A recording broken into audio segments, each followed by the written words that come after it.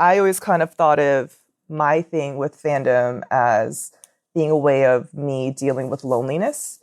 I did go through very lonely years where I felt very isolated, and I could find some kind of solace and connection in K-pop fandom. And I know that I do have an obsessive personality. Like, I think that's part of my ADD. I'll just like fixate on something. Yeah. So that's definitely part of it. Like, I can hook onto something and like do a really deep dive. And I think for a lot of people, or for at least some parts of fandom, it does come from this desire to like know, you know, obviously in quotes, like what does it really mean to know a celebrity? But this idea that you can have a relationship, even though it's a fake relationship.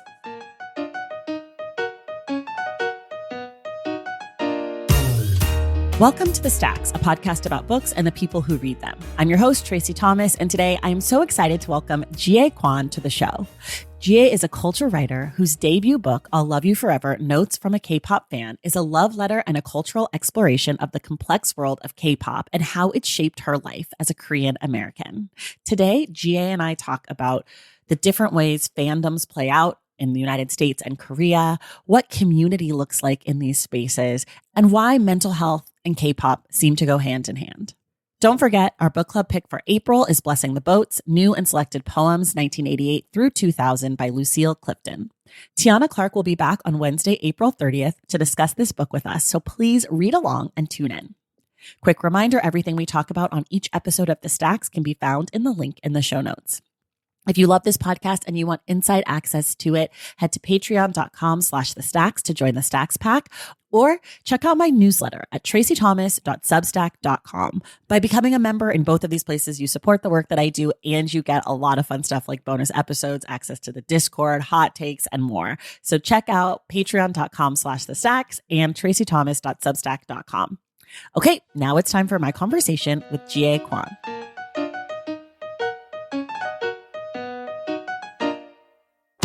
All right, everybody, I'm so excited. I'm joined today by an author now, but first, a friend of mine from the book space, Giaae Kwon, whose brand new book is I'll Love You Forever, Notes from a K-pop Fan. Welcome to The Stacks. Thank you for having me. I'm so proud of you. Oh my God. This is just so exciting for me. I have to just say up front to everyone listening, I know basically nothing about K-pop except for the things I learned from your book. So anything like stupid or ignorant I say about K-pop, I'm sorry. I'm so new here. Like I can't even fake the funk at all. Okay, tell us about the book. 30 seconds or so, set it up. The book is about K-pop. They are essays that braid personal writing and cultural criticism to kind of give a broader, bigger context as to K-pop, which is, as we know today, it's about 30 years old. So it's a very young industry. Okay. And for people who are as dumb as me or maybe no more, can you just sort of tell us what is K-pop? Like technically what makes something K-pop?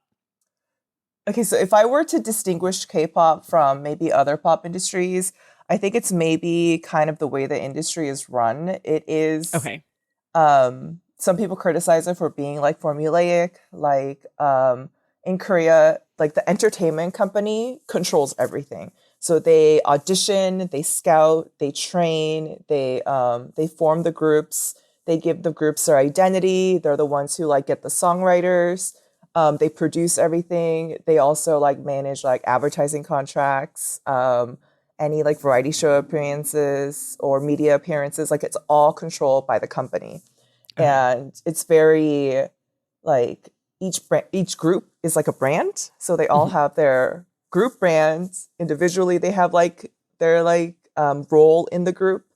And I think one other thing that sets it apart is that parasocial relationships are built into idoldom. Like it's not like a side effect of like fame, but it's like built into it. Are the entertainment companies, those are basically like the record labels, if you're giving it sort of like an American, you know, comparison.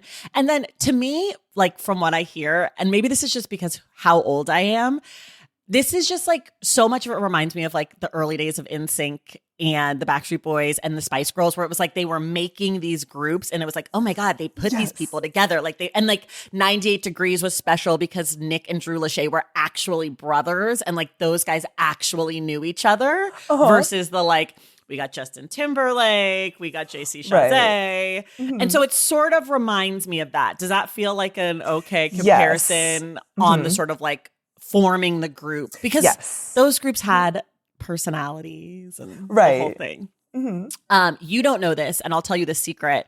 And we can leave it in the episode because it'll have aired by then. But I'm talking to a Spice Girl on this podcast. Ginger Spice. Wow. Which is insane. She wrote a book. I haven't read it yet. I'm sure it's lovely, but they were like, Ginger Spice wrote a book. And I was like, well, listen, I was 12 years old in like 2000. So I'm available for the interview. Nice. Anyways, this is not about the Spice Girls, though it could be, because I do want to talk about fandom. But before we do that, the only K-pop I really know is Blackpink and BTS. And I was surprised that there's like lots of genres of music. The music is not specific to K-pop in the way that like rap music is a genre or country music is a genre. It's more just like all pop, more like broadly pop music, and can have different sounds and styles. Yeah, so K-pop does pull from a lot of things, but Korean music in general, there is like a rap hip hop scene. There is like an indie band scene, but you really don't really slot them into K-pop necessarily. Okay. So there is a bigger music industry, but K-pop will kind of pull from like K-pop. Like generally. The bands will have a little, it'll be like the country-ish one, or like the, I mean, not country, like the hip-hoppy one, the rock, because you talk about like a rock one that came from the indie scene. And okay, great. Now I want to talk about the book. Okay. So first and foremost, my most pressing question for you, because I think you did a really great job of this, is I want to know how you were thinking about audience, knowing that you have in the past written a column about K-pop music. You are writing to an audience that knows a ton about K-pop, but you're also writing to people like me who don't really know anything. And so I'm wondering how you struck that balance, how you knew if you were doing too much like, let me teach you idiots versus like, let's do inside baseball. So how were you thinking about that? I think it definitely helped having an editor who didn't know that much about K-pop. So if, the editing process is long, there are many people who touch a book. And so like if there were specific questions that came up that like they didn't know something about that I would have to expand on, that was helpful, because I definitely did sometimes run into the, I guess sometimes trap of, because I've grown up with this, I know this industry. So that was really helpful, knowing that there were external readers who would come in and like ask questions and like ask for clarification. But yeah, I guess when I was thinking of audience, I don't know that I was necessarily thinking just of K-pop fans. Because I feel like pop is universal. It's everywhere. Yeah. Like fandom is universal. It's just like the specificities really that that people might get caught on.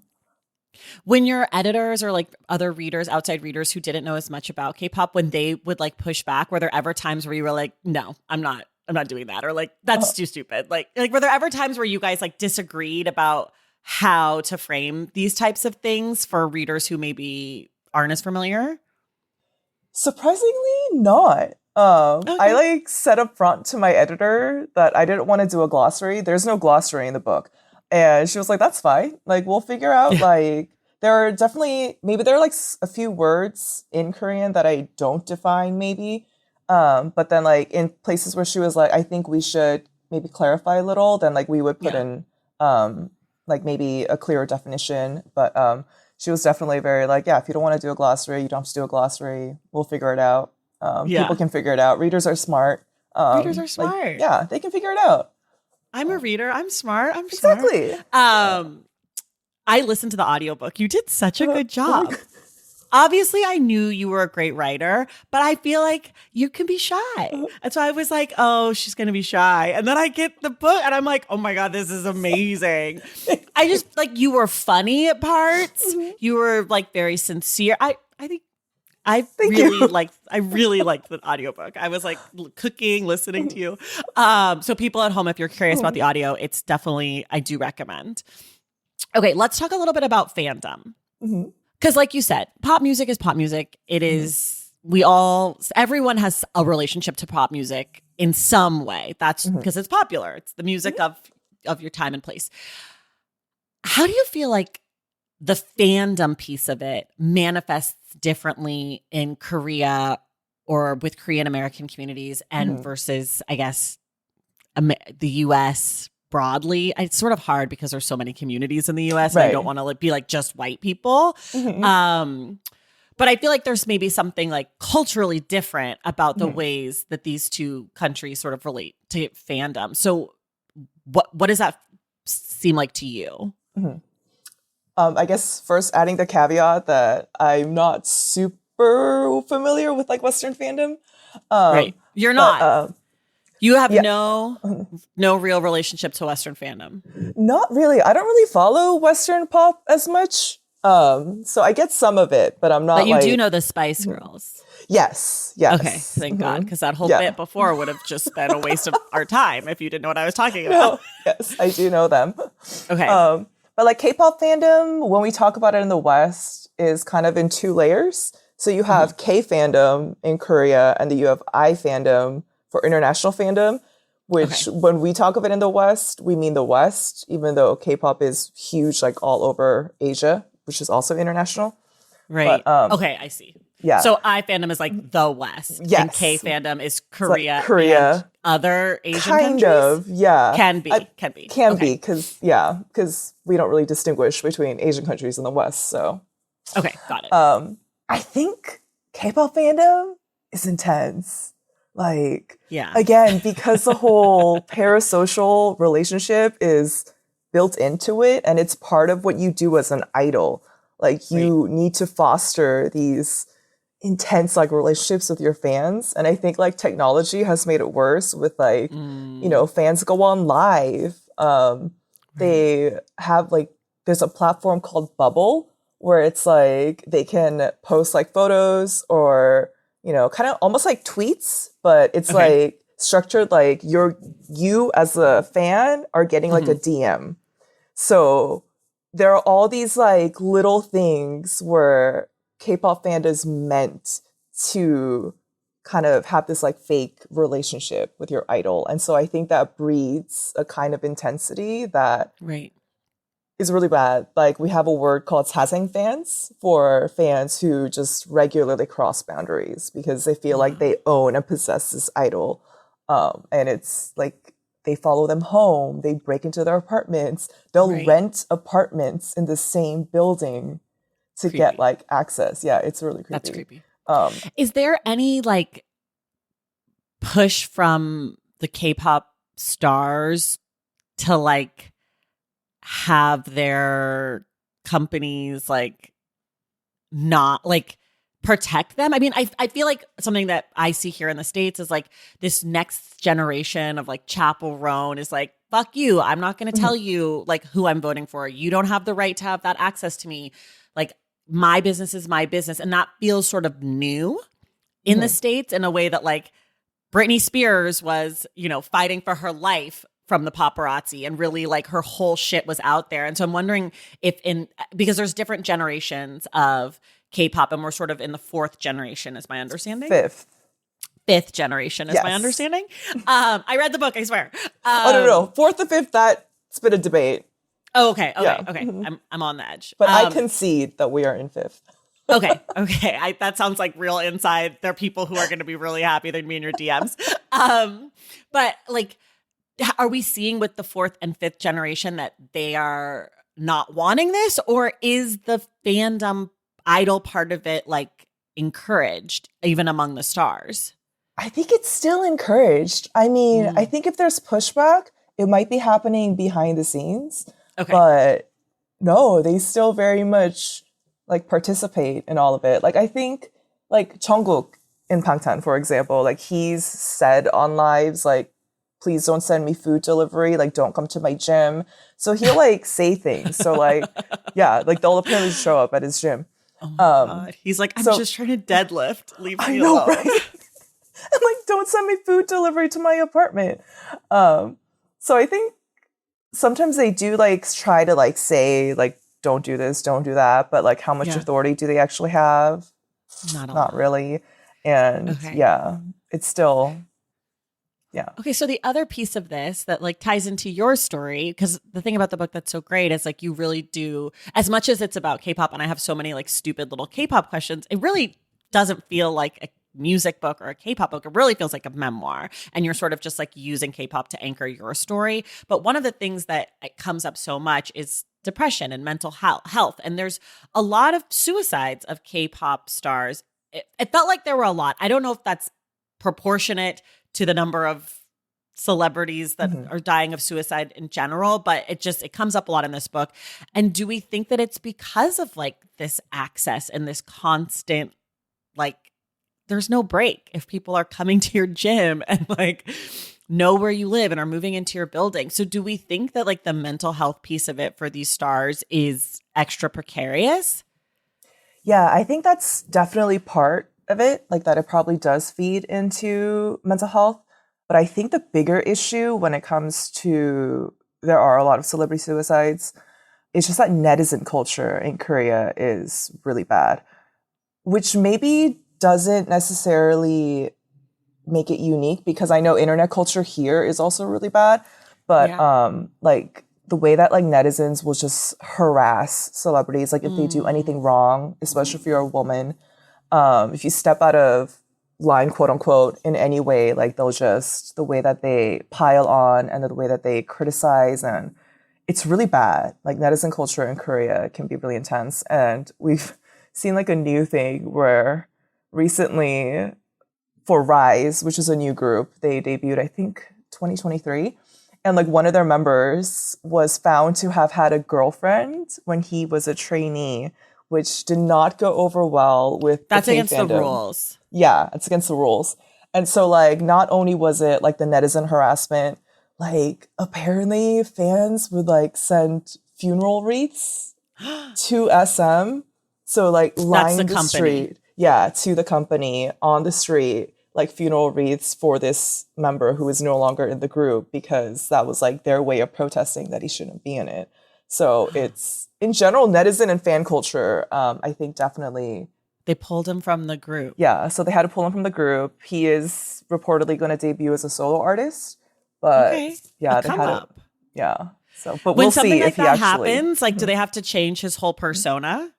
I don't know. This is actually not Oh, happened. breaking news. Okay. Yeah. I feel like you got to change your persona. Like if he's like the good boy who like, then he's got to come out and be like a womanizer or whatever. Or he's got to go from being like the really like big personality to being really shy and like writing in his journal or whatever. Like he's got to do a full personality shift. Yeah. So because if he just comes out without a group, it's like, well, like you can't do this by yourself. You're not ready. Like, that's weird. And there aren't that many soloists in K-pop, so there's not. We'll see. And the ones who are generally people who have come from other groups. Yeah, so people will debut solo after they've been a group. They'll still be part of the group, but they'll have like solo activities. But yeah, that never works in America. Oh. Except for Beyonce, but she never went back to the group. Either in the States, you're either in a group or you're not. And like once you sort of solo, you don't really get to come back. You know, like the Fugees are not hanging out with Lauryn Hill anymore. There's no more Fugees. Destiny's Child, no more. NSYNC, no more. Like these, once they get the solo, they're like, I don't want to have friends. I didn't want to do this. And I thought that was really interesting because that is a contrast that like, and in K-pop, I love that they made the like super groups of like the different generations of singers come together to make like like, could you imagine if we had like Mariah Carey, Britney Spears, like, oh my God, I don't know. I can't like Chappell Roan, like in a super group. It would be like, what the fuck? But I mean, that sounded like very cool to me. Yeah. Do you feel like for yourself as a fan, what do you gain personally from being a fan? Like, what is it about being a fan that is fulfilling to you besides like, you know, the music. Because you could listen to the music and not be like a person immersed in the fan culture. Right. I think K-pop to me is just, it's fun. Yeah. And I think definitely on a personal level for me as a Korean American who was born and raised in the US and always kind of wanted to be accepted by Koreans, especially because a lot of the body shaming for me and rejection came from Koreans. So wanting that acceptance and wanting to be a part of that, I think that's one of the things that has kept me in K-pop. This sense of like, oh, this is part of me. Like it, in a way, it belongs to me.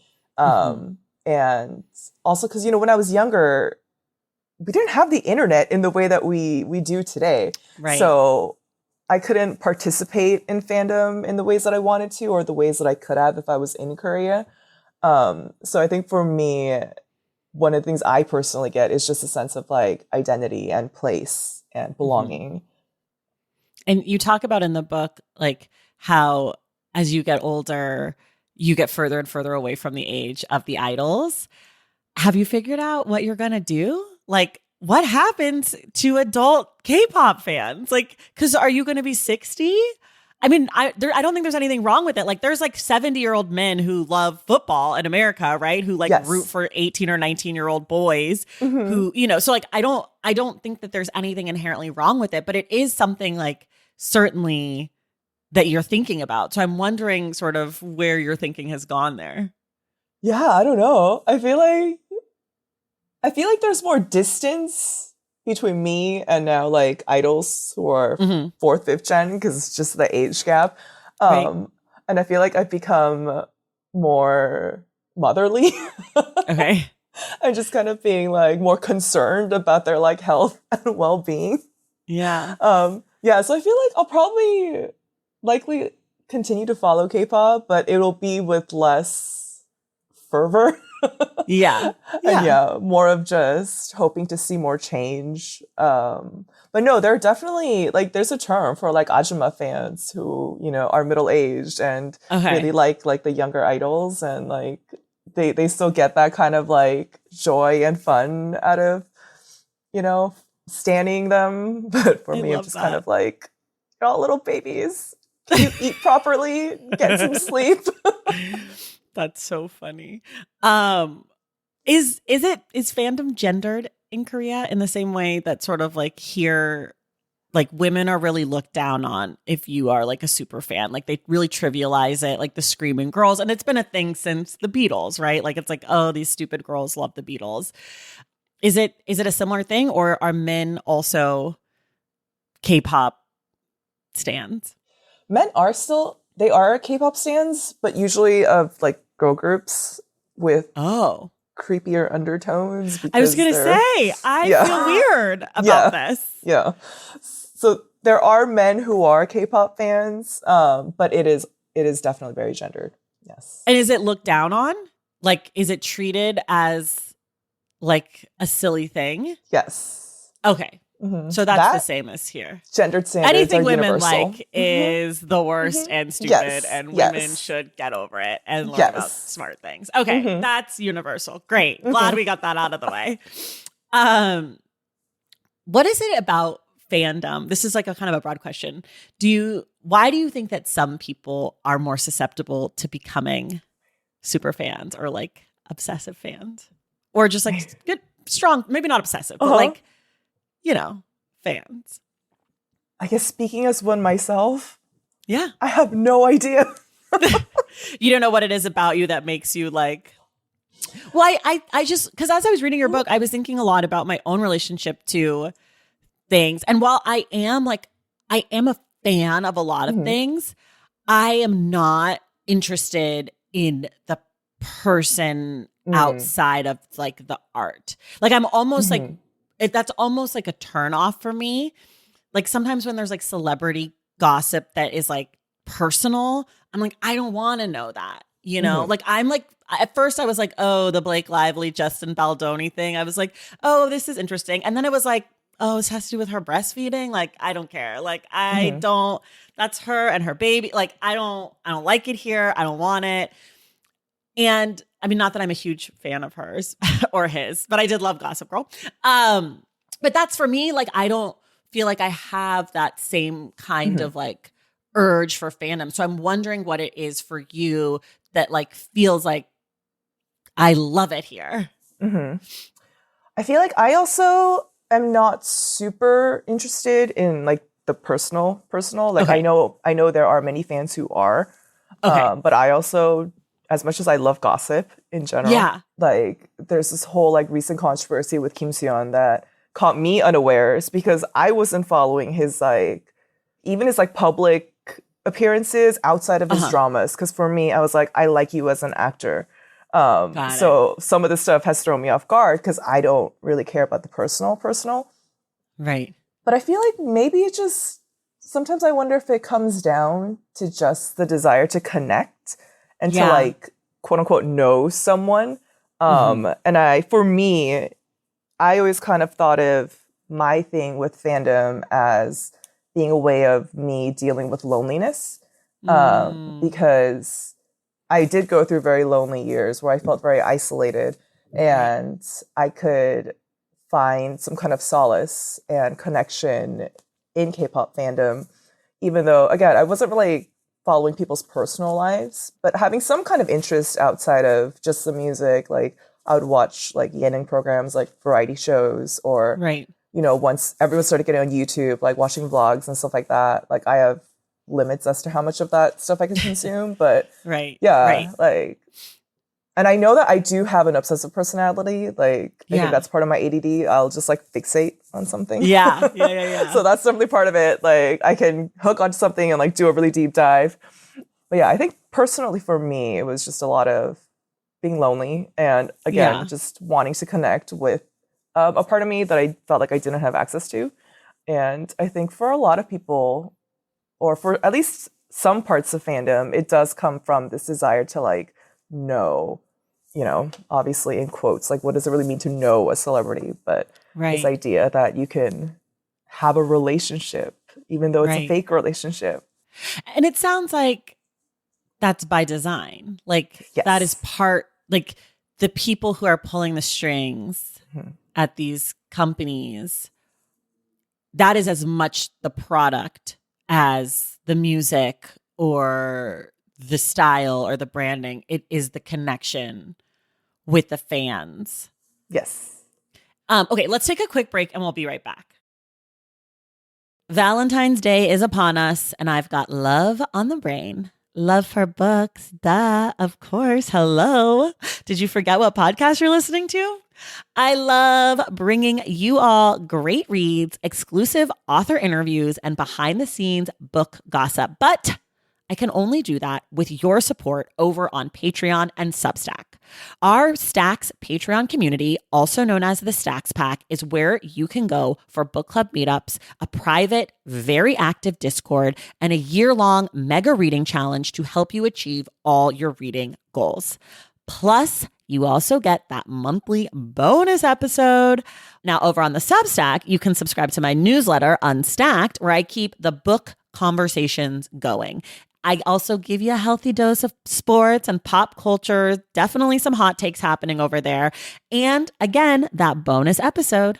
If you don't have a few dollars to spare, don't worry. There are free options on the Substack and the Patreon to get you a little extra Stacks magic. Making this podcast is a total team effort, and by supporting my Patreon and my Substack, you allow me to support my amazing team that makes the show possible every single week. So if you or your friends are looking to meet other book lovers and support this indie podcast, come hang out with me on Patreon, Substack, or both. I would love to have you. And since we're talking about love, you can gift subscriptions to the Patreon and the Substack for that special reader in your life. For the Stacks Pack, head to patreon.com/thestacks. And for the newsletter, head to tracythomas.substack.com. And also, there are links to both in the show notes. Okay, see you in the Stacks.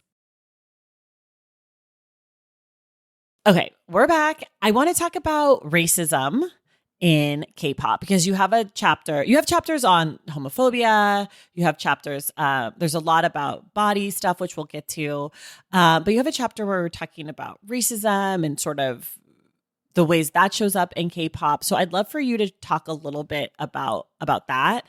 Yeah, K-pop. I mean, if you think about it, K-pop was not, I guess, what you would call natural to Korea. Like it is imported from the West. I guess maybe not so much imported as it was very much influenced from the West. It came in through military Giaaes. So you could argue that the entire structure is entirely appropriative. Sure. And racism is a really big problem in K-pop. I think I brought it up specifically in connection to Big Bang, specifically in connection to like cultural appropriation. You see a lot of it. I quoted the Maid music video particularly. Like you can see a lot of like visually, whether it's hairstyles or like singing in that video is wearing like a chieftain, one of the chieftain hat. And I think it's a problem because it also comes from within the companies. And no one has really reckoned with it in the industry yet. And you see it a lot in the fandom too, especially like Black fans who try to point out things like appropriation. You see a lot of other fans trying to like smother that criticism or trying to like quote unquote neutralize it, but basically just by like ignoring it and like sweeping it under the rug. And yeah, it's a really big problem. And again, I don't think the industry has not reckoned with it yet.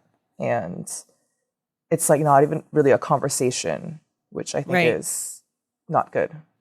Right. I thought something that you said that I thought was interesting was like there is a lot of outside criticism of the racism from people who are not like in Korea or K-pop fans or whatever. And I thought it was interesting that you were like, coming from Americans, it's sort of rich because of like the kind of racism that we have here. And I thought that was like really fair. I think that's fair. I think like this like immediate jump to criticize a problem that is a problem. Like it is, there's not, the solutions have not, well, we might know what those solutions are. They're not being worked towards here or abroad. And why I like that is because I also felt like there's a lot of weird ways that K-pop is like sort of sensationalized or like exoticized, like the ways that K-pop music and fandom is sort of here in the West is like treated with certainly a culturally inappropriate, if not racist lens. So I'm wondering like how you see that as a Korean American. Like you are both American and Korean and you live in both of these spaces. So I'm curious what that is like for you. I find Western treatment of K-pop to be incredibly frustrating. Say more. So, yeah, I feel like there is a tendency to sensationalize. I feel like there's also this like tendency to like, if they get a whiff of anything that's like about the dark sides of K-pop, people love to hop onto that. One of the big things that drove me in the writing of the book, just kind of wanting to contextualize K-pop and like, because like these artists don't come out of nowhere. And there's a big history and there's like reasons for K-pop being the way that it is. Right. Like on the business side, you mean? And I guess also on the cultural side. Yeah. Like, because it comes out of such a specific socio-political context, an economic context. Like, there's a reason for the intensity. There's a reason for, like, I think even, like, how controlled it is. But if you kind of look at it without context, you're just kind of like, what's going on? Right. I mean, I think that's what's great about the book is you sort of like early on, you sort of are like, okay, let me sort of lay this out, like what this is and how this all works.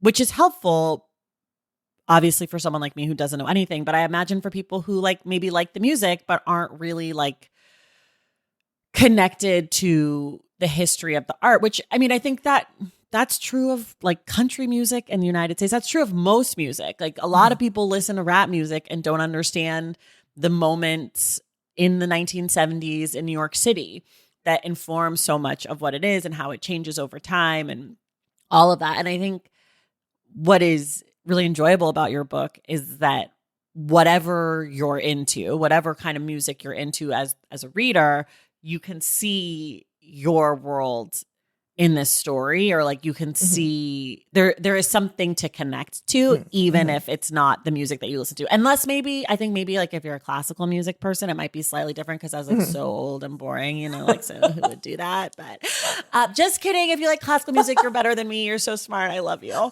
Vivaldi. Anyways, I'm gonna go to jail. But another thing sort of on the same line is you talk about in the book how much you hate when people say music is a universal language. Can you talk about that? I think that ties into how just this idea that if you, because we're talking about K-pop, like if you like K-pop, it somehow makes you not racist. I guess. Yeah. I find it to be very similar to when people try to say that they're not colorblind. Yeah. Oh, like I listen to K-pop. Yeah. So I am. Yeah, I'm like enlightened, or Yes, I see. Yeah. Yeah, because you compare it also to the reading gives you empathy thing. Yeah. Which, I mean, I struggle with that. Okay, I gotta be honest. I do struggle with it because in my experience, personally, I'm just speaking for myself. Sometimes when I read something, I do feel like it changes my ability to understand a person, place, or thing in a new way. Oh, yeah. Uh-huh. On the flip side, though, I also understand that just because you read something doesn't mean that you're going to have that experience, or like that it will change who you are. Exactly. Like, I don't think if Donald Trump reads Beloved, he's going to be like, whoa. Yeah. Black people. Did you guys hear about slavery? Like, this was not great. Surprise. So like, but I am of two minds, because sometimes people will be like, I read this book and it changed me. And I'm like, okay, sure. But then sometimes I'm like, okay, but you just read a book. Like, so I sort of feel like torn. Yeah, same. Because I absolutely think reading even music, even K-pop, like it can be transformative. Like there are stories of, I think I read this one tweet by this person who was like, my aunt got super into QAnon. And then I met her again like a year later, and she was like super into Bangtan and into like supporting like Black Lives Matter, and like had kind of come around to like, you know, it was a transformative experience. Yes. This is a cult situation. No, I'm not kidding. So we read that book last year. We read that book last year. I interviewed her, Jessalyn Cook. She wrote a book called The Quiet Damage about families and QAnon. She followed like 5 families and people got into QAnon, and she talked about why and how. And basically, not to spoil her entire book, but like the point of her book was that people needed connection and they needed something to do. And QAnon, because of the Q drops where it's like, figure this out, figure that out, go on the message boards, talk about what you think it is, what you built a community. So when everyone decided that because Donald Trump won the presidency, they weren't going to talk to any of their family members who ever considered voting for him, all of those people became isolated and they turned online and found QAnon and found those spaces. So this person's aunt, she is not a QAnon fan or a BTS fan or whatever, or a K-pop fan. She just wants friends. Exactly. And like, if you can offer someone friends and a chat room, you could get them to be climate scientists. You could get them to be in QAnon. You could get them to solve world hunger. Like, it has nothing to do with the thing. Yeah. It has so much to do with everything around the thing. Agreed. Yeah. And I think that goes back to what you were saying about fandom earlier. Yeah. It's about connection. Yeah. It's about community and like bonding over something. And it doesn't really matter what the something is. It just matters if you find the right people in there. Exactly. Yeah. Because, I mean, actually, I think that's something that you were saying. I did not say that. You said that, smarty. Congratulations. Thank you for giving me credit, but I'm pretty sure you said that. And I mean, I think that's interesting because that draws me to another thing you talk about in the book, which of course warms my heart, is Bookstagram. You talked about the Bookstagram community and the online reader community. And I feel that so much. I feel like I like books. I don't know if I would like books as much as I like books if there wasn't so many people online for me to talk to Right? about. And like if I didn't have an outlet to have the conversations that I get to have and to build the relationships. And I certainly wouldn't read many of the things that I have read in the last 7 years now. I mean, I like, if I'm being frank, I never would have picked up your book if I didn't get into the reader community. You know, like it's like, why would I think that I would be curious about something that I know nothing about? Like, why would I? And so I do think in those ways, these things can form empathy or at least like enlarge our worldview. But also, again, I don't want to put too fine a point on it because there are people who will read books or listen to music and will still be awful people. Right. Yeah. But then you also see the people who only read within their bubble, which we've talked about a lot on Bookstagram, especially over the last few years. Yes. Yeah. And then so I feel like that is kind of more of what I was thinking of. Right. Where it's like, yeah, sure, you can read, but if you're only reading within your little echo chamber, you're actually never going to have that like expansive experience. You're never going to be challenged in the way that you think because you're just reading the same. I can't even think of an example. But you know, if you're just reading your echo chamber. I can think of a few examples. I won't say them. Do you think, to extend this analogy back to K-pop, are you thinking of people then who just listen to the music but like don't have relationships with like how does that analogy work back towards K-pop? I think if we wanted to loop this back to the issue of racism in K-pop, I think you'd see a lot of racism in K-pop. Yeah. Like within the fandom. I'm not even talking industry. I'm not talking about like things idols say, which is its own issue. But when I was thinking about this whole idea of like maybe music isn't as universal as we think, it's kind of like you have a lot of K-pop fans in the West who say they love K-pop. Now they get into like Korean food. They want to learn Korean.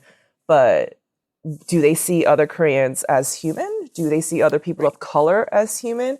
And you do see a lot of it, again, kind of with like when Black fans are pointing out like, oh, that hairstyle is appropriative. This music style is appropriative. Maybe this is an issue that like, you know, this company took from Black culture without actually understanding where it comes from or even like recognizing that this is not something for them to take. So it's like when fans point that out, there can be a lot of like, oh, why are you like in this? Like, who cares? It's just music. Like, like, why are you like picking fights? So I think kind of similar to that, like they could be super into K-pop. They could know everything about these artists, but there still is that disconnect between, oh, I like this thing from a different culture, but I still don't see people of color as human beings equal to me. So it's kind of that disconnect that I... Totally. That makes so much sense. Another big thing that comes up in the book is your relationship to your body and body shaming that you felt and feel, or have felt, I should say, from other Korean people and sort of like grappling with that. And I'm curious less about sort of because you write really beautifully about the actual experiences and more about what it was like for you to put these stories on the page. Like, was that challenging for you? Was that the most challenging part of this book? If not, what was?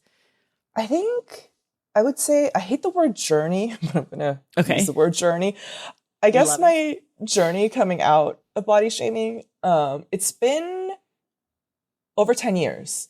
And so I think having kind of that distance of doing a lot of processing, of even like confronting my community and being like, this, like, essentially kind of like, you did this to me. And then kind of having a mutual, I fought a lot with a lot of people and just kind of mutually being able to like grow from that and like acknowledge what was done and kind of like process and move on. Not so much move on, because you do live with it. Like I live with it constantly. One of the side effects, I guess, of like my 2 book events has been like, oh, I hate seeing photos of myself. Like, I hate it. Like it brings it all back because I'm just like, well, also I hate the way like I look. Those like stupid stools that they sit you on couldn't be less flattering. Okay, I had to learn about that too when I started doing book events. Especially you did one at Skylight. Those chairs are hell. You look at pictures of me in them now, I'm always like basically standing up, like trying to like act. Smart. Those are particularly awful. So, not to negate your feelings of your body, but also just know nobody looks good in those skylight chairs. That's true, especially because everyone's sitting lower. Sitting so any below photos you and see then are you're at that. Yeah, it's horrible. And then there's like a tree in the middle, like kind of like it's not great for photos. Sorry, Skylight. We love you, but We love you. Yes. Favorite maybe LA different bookstore. chairs. The title. Yes. How did you come up with it? Was that always the title? Uh-huh. And if not, what other working titles did you have? It was always the title, but I went into it. I think I've been trained that editors come up with titles. So I have tried not to get too wedded to my titles. But I needed a title for the proposal. And I came up with I'll Love You Forever because the Korean word for forever is 영원히. And you heard it a lot in like early generation K-pop songs. Like H.O.T. has a song where they sing the word like 영원히, like you saw it everywhere. And so when I was thinking about this, I was like, well, it did start with H.O.T. and it's gone on for 30 years. And let's kind of tap into that. And yeah, they kept it. It's such a good title. It's just, I feel like it really speaks to like that feeling of fandom. Yeah. If this book, let's say like were to get translated into Korean, do you have thoughts and feelings about like what that might be like for you? Because you are Korean, but you're Korean American. And I know there is, some friction sometimes between whatever Americans and people who are from like the homeland. So how are you feeling or thinking if this does get translated into Korean and having the book out there in that way? Part of me would love it, but I think the greater part of me is terrified. Part of me kind of does live in fear of fandom, specifically ARMY. And I think I'm just waiting for someone to be like, you're wrong. You got everything wrong. Especially when it comes to like history and like politics. But my dad hasn't read the whole thing, but he did read some of it. And he hasn't said my history's wrong. Just that it's good. Liberal. So... But yes, I live in fear. You were raised in a very conservative Christian family and a conservative Christian church. So, I mean, we can take that criticism with a grain of salt, I feel. Right? Yes, I know. Again, I was like, you didn't say I'm wrong. As long as I'm not wrong. As long as the facts are okay, the interpretation, that's up to me. Yes. How did you make time to write this book? And how do you write? How many hours a day? How often? Music, snacks and beverages, rituals? Talk about it. Yeah, so I was working full time when I wrote this book.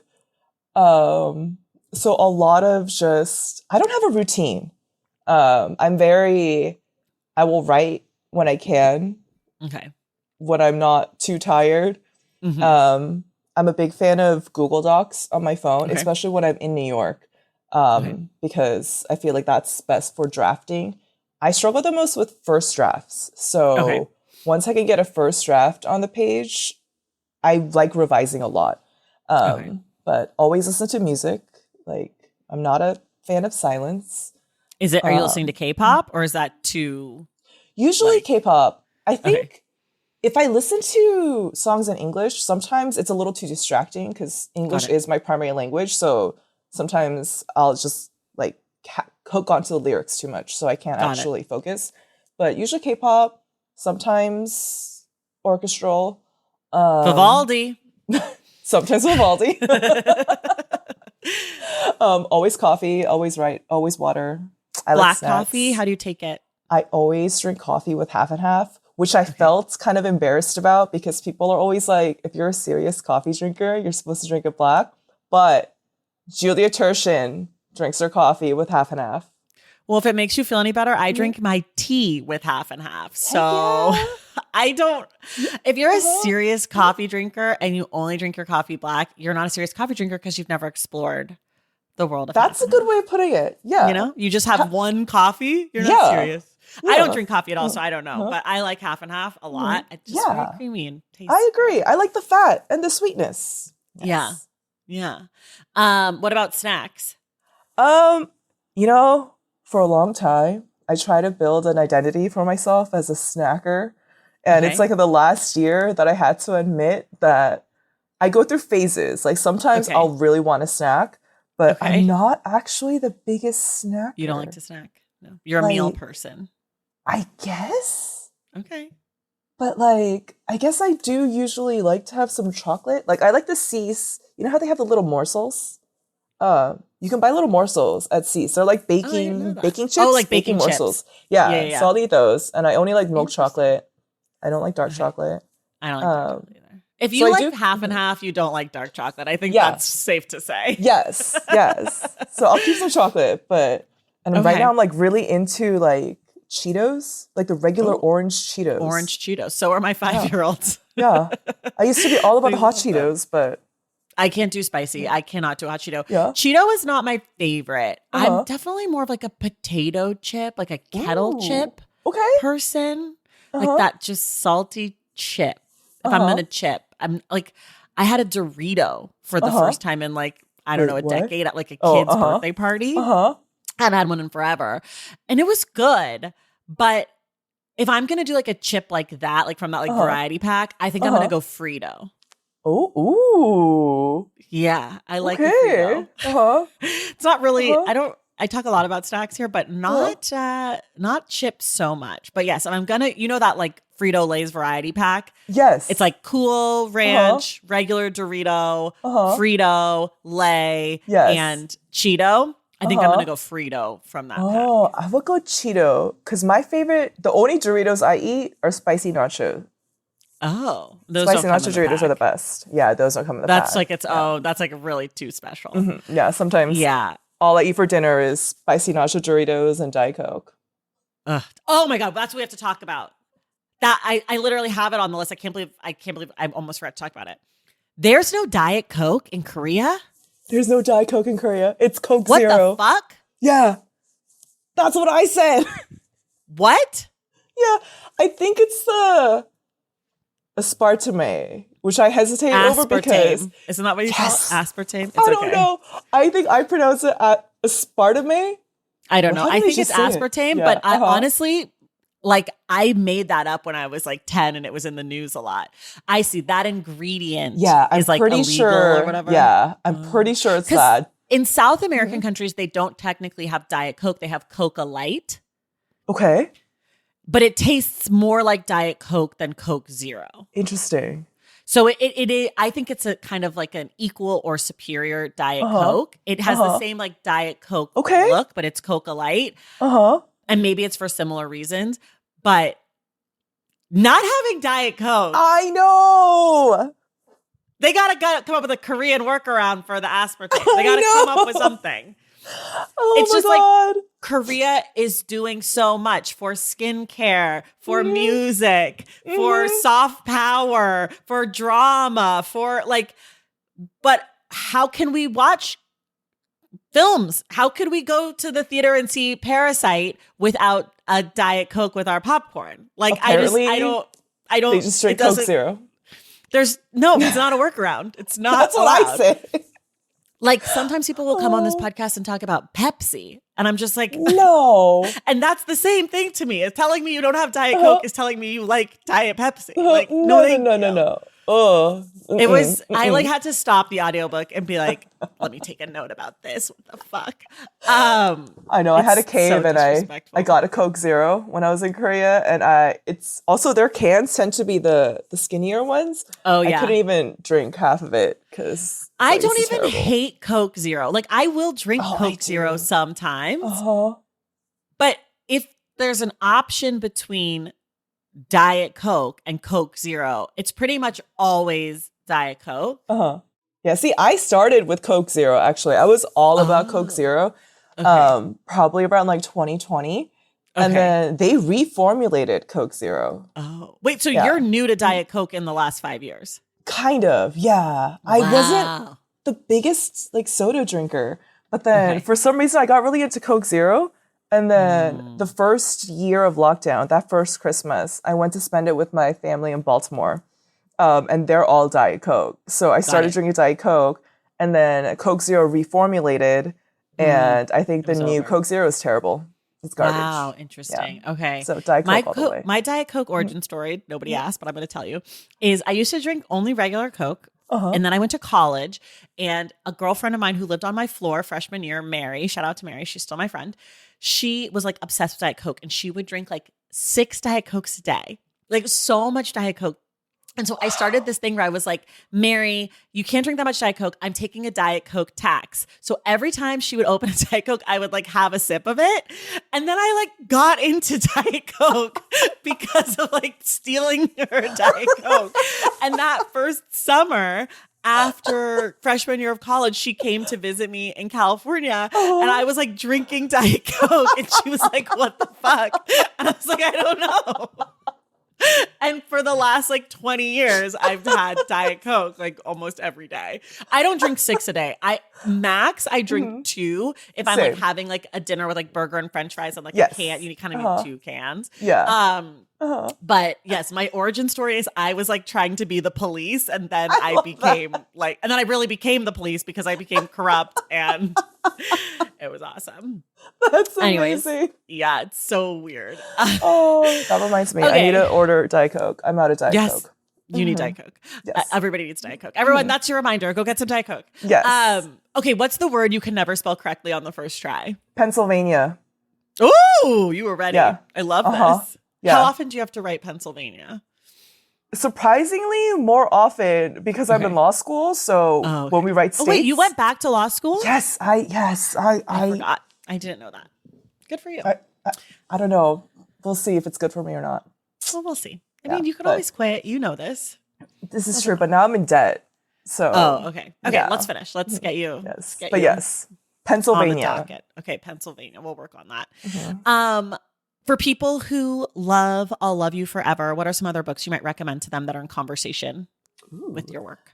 I really liked, for a novel, I really liked Hannah Michelle's Excavations because she kind of compresses 19th century Korean history into a very readable novel.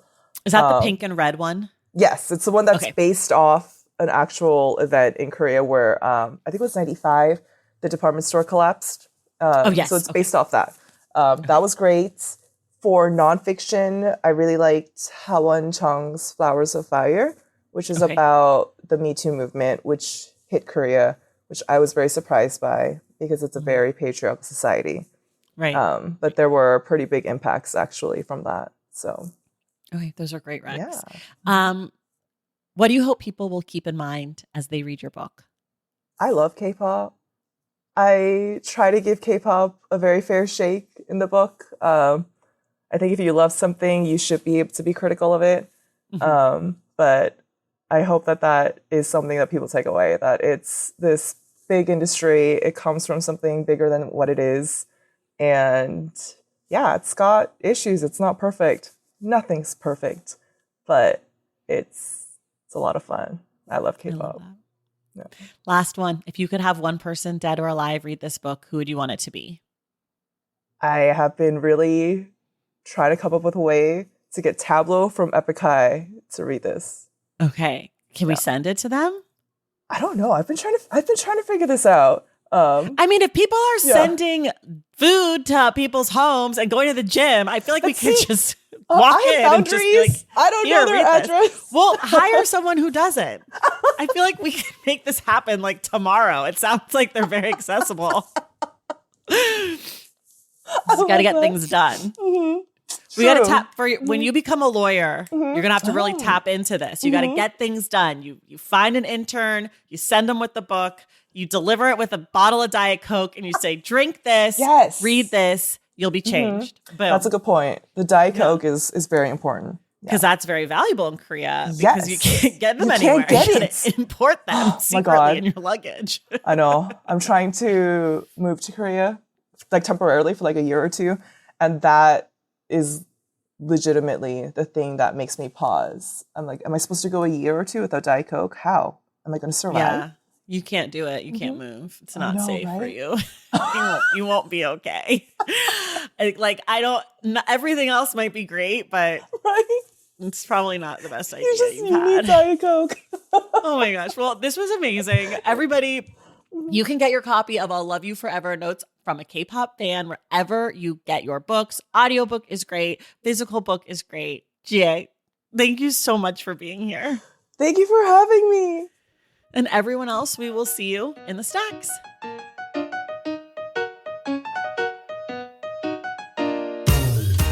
All right, y'all, that does it for us today. Thank you so much to Giaae for being my guest. And I'd also like to say a big thank you to Clarissa Long and Amber Cheriketti for helping to make this conversation possible. Remember, our book club pick this month is Blessing the Boats by Lucille Clifton, which we will discuss on Wednesday, April 30th with Tiana Clark. If you love the show and you want inside access to it, head to patreon.com/thestacks to join the Stacks Pack and check out my newsletter at tracythomas.substack.com. Make sure you're subscribed to The Stacks wherever you listen to your podcasts. And if you're listening through Apple Podcasts or Spotify, please leave us a rating and a review. For more from The Stacks, follow us on social media at The Stacks Pod on Instagram, Threads, and TikTok, and check out our website at thestackspodcast.com. This episode of The Stacks was edited by Christian Duenas with production assistance from Megan Caballero and Waikia Freelo. Our graphic designer is Robin McCrite, and our theme music is from Tigirigis. The Stacks is created and produced by me, Tracy Thomas.